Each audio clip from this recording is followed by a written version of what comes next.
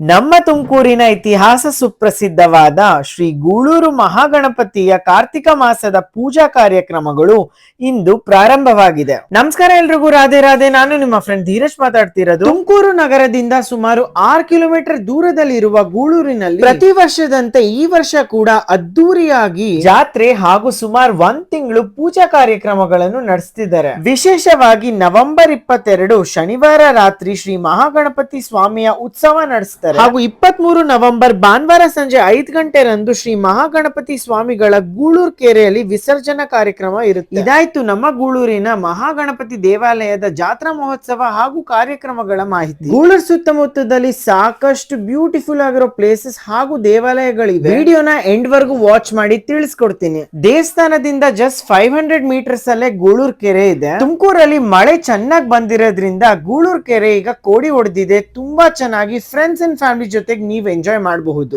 But ಕಲ್ಗಳು ಸ್ವಲ್ಪ slippery ಆಗಿದ್ರಿಂದ ಆದಷ್ಟು ಗ್ರೂಪ್ಸ್ ಅಲ್ಲಿ ಹುಷಾರಾಗಿ ಹೋಗಿ ಬನ್ನಿ. ಕೆರೆ ಹತ್ರ ಪೀಸ್ಫುಲ್ ಆಗಿ ಟೈಮ್ ಸ್ಪೆಂಡ್ ಮಾಡ್ಕೊಂಡು ಊರ್ ಕಡೆ ವಾಪಸ್ ಹೋಗ್ಬೇಕಾದ್ರೆ ನಿಮ್ಗೆ ಶ್ರೀ ಶಾಂತವೀರೇಶ್ವರ ಸ್ವಾಮಿಯ ದೇವಾಲಯ ಕಾಣುತ್ತೆ. ಇಲ್ಲಿ ನಿಮಗೆ peaceful at the same time powerful vibe ಸಿಗುತ್ತೆ. ಇಲ್ಲಿ ಶಿವ ಶಾಂತವೀರೇಶ್ವರ ಸ್ವಾಮಿಯ ರೂಪದಲ್ಲಿ ಪಾರ್ವತಿ ಸುಬ್ರಹ್ಮಣ್ಯ ಗಣೇಶರ ಜೊತೆಯಲ್ಲಿ ಕುಟುಂಬ ಸಹಿತವಾಗಿ ವಾಸಿಸ್ತಾರೆ.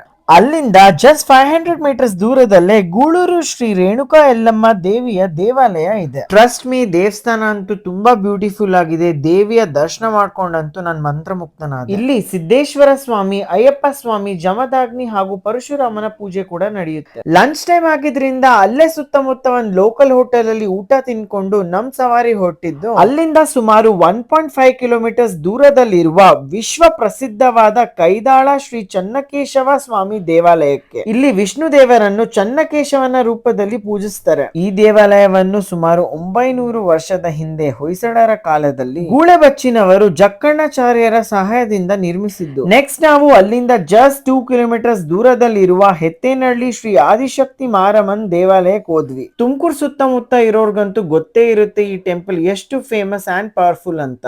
ಅಲ್ಲಿಂದ ದರ್ಶನ ಮುಗಿಸ್ಕೊಂಡು ನಾವು ಹೊಟ್ಟಿದ್ದು ಸುಮಾರು 6 ಕಿಲೋಮೀಟರ್ಸ್ ದೂರದಲ್ಲಿ ಇರುವ ದುರ್ಗಾ ಪರಮೇಶ್ವರಿ ಕ್ಷೇತ್ರಕ್ಕೆ.